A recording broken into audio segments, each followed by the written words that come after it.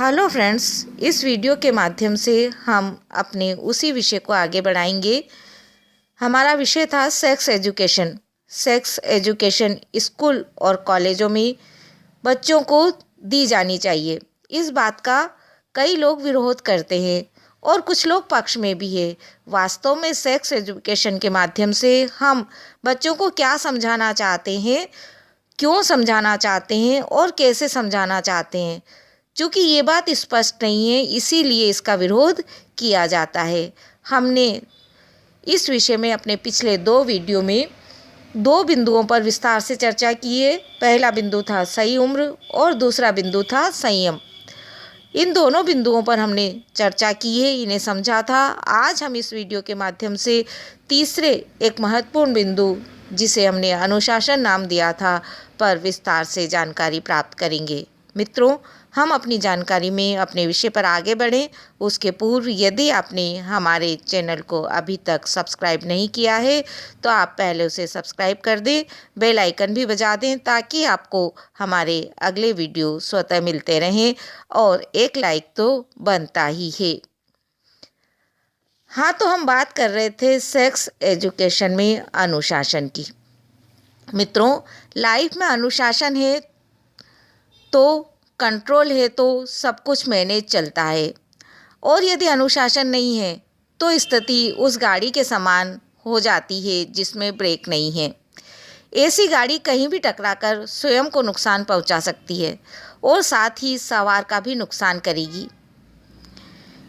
क्या वह तब गंतव्य तक पहुंच जाएगी? नहीं जा सकती। आप खुद इसे कई बार देखते हैं, यदि गाड़ी में ब्रेक नहीं होता है तो हम उस गाड़ी को यूज नहीं लेते। तब हमारे लिए सेक्स में क्या अनुशासन होना चाहिए, आज हमें इसे ही समझना होगा। मित्रों, हम सामाजिक प्राणी हैं तो हमें समाज में, सोसाइटी में इंसान बनना होगा।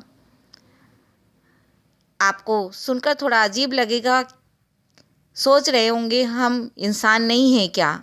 नहीं है। क्यों नहीं है? हम इसी को अनुशासन के इस बिंदु के माध्यम से आपको समझाने का प्रयास कर रहे हैं। मित्रों, मनुष्य ही एक ऐसा प्राणी है जो सेक्स के विषय में अनुशासन में नहीं रहता है। आपको चाहे ये विषय अजीब लगे, ये बात अजीब लगे, पर आप स्वयं चिंतन करिए और चिंतन करके देखिए जो बात हम कहना चाहते हैं वो कितना सही है। मनुष्य सेक्स के विषय में स्वयं को अनुशासन में रखता है क्या? सोचिए, नहीं रखता। मित्रों, आइए हम एक बार पुनः अपनी संस्कृति की ओर जाकर इसे समझते हैं। हमारी संस्कृति में त्याग के साथ भोग करने की बात कही गई है, अर्थात आवश्यकता पूर्ति हो परंतु अति नहीं होना चाहिए। जीवन में हमेशा हमें मध्यम मार्ग का चयन करना चाहिए। वीणा के तारों को इतना भी मत कसो कि वे टूट जाएं, और न इतना ढीला छोड़ो कि उससे स्वर ही नहीं निकले। अर्थात पूर्ति भी हो पर मर्यादा में हो। आप प्रकृति के अन्य जीवों के व्यवहार को इसके माध्यम से समझ सकते हैं।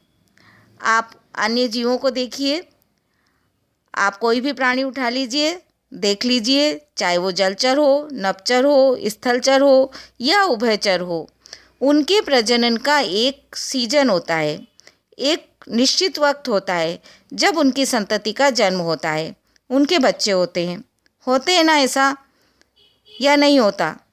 होता है। आप देखिए अपने आसपास, कुत्ता, बिल्ली, गाय इत्यादि को देखिए, उनका एक सीजन होता है जब उनके बच्चे होते हैं।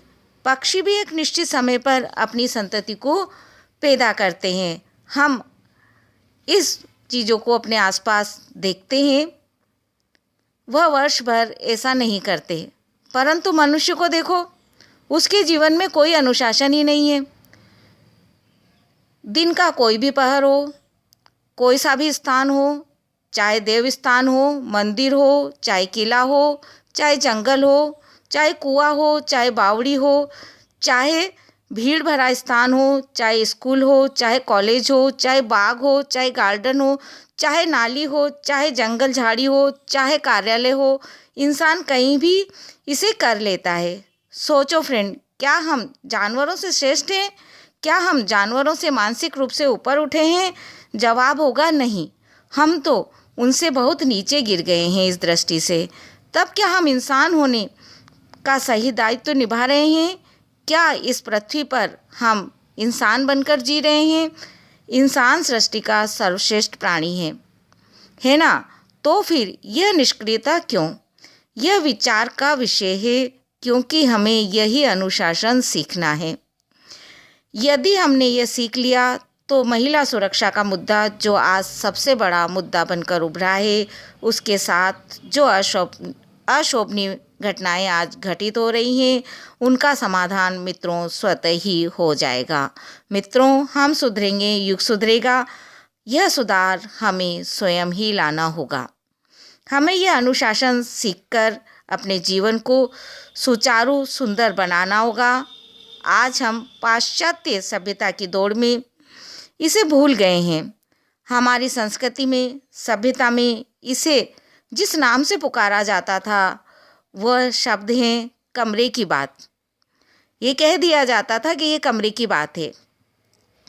अर्थात आपकी सेक्सुअल लाइफ आपकी ज़िंदगी का प्राइवेट पार्ट है, उसमें प्राइवेसी होनी चाहिए। आपकी अपने सेक्स लाइफ को कहीं भी किसी के साथ भी नहीं जीना है, नहीं साझा करना है। यह सब आपको सीखना होगा। आलतू फालतू गलत तरीके से किसी भी समय पर, किसी भी स्थान पर, किसी के भी साथ नहीं करना है। यह भी आपको सीखना होगा। मित्रों, जब सही समय आएगा जीवन में, आप सही उम्र प्राप्त कर लेंगे, जिम्मेदारी वहन करने में सक्षम हो जाएं, तब अपनी संस्कृति, अपने रीति रिवाज से आपको शादी करनी है और सेक्स के अनुसार यही अनुशासन है। एक बात और मित्रों, आज लिव एंड रिलेशनशिप को सुप्रीम कोर्ट द्वारा मान्यता मिल गई है। परंतु एक बात ध्यान रखिए, यदि इन संबंधों से शिशु का जन्म हो जाता है तो उसे आप रोड पर नहीं फेंक सकते।